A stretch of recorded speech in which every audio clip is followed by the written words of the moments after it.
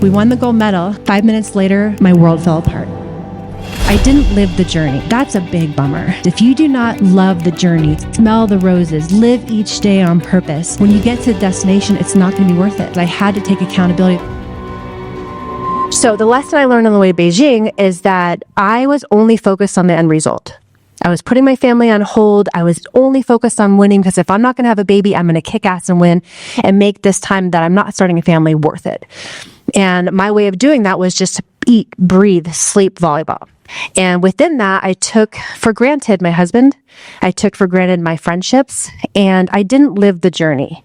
And that's a big bummer because we won. We were so dominant. We won the gold medal. And literally 5 minutes later, my world fell apart. I was so sad. The destination is so fleeting. And that's the lesson that I learned from the Beijing Games. If you do not love the journey, smell the roses, live each day on purpose, when you get to the destination, it's not going to be worth it. Like, I'm glad we won. Otherwise, I would have lost myself. But it wasn't worth it. And we got home from Beijing and my husband and I were done. Like, he's like, I can't do this anymore. We've grown so apart. You did not prioritize me. You say you love me. You didn't show it. You didn't nurture our relationship. I'm done. And it was such a gut check because I had to take accountability of the fact that he was right. I thought he was on board. I thought we were connected, but I took him for granted. And that's not okay. And that was the most powerful lesson from this medal, from Beijing. Do not focus on the end result. Know the end result, right? Know your North Star. Live it every day. Be flexible on the way there, but you have to live life on the way there.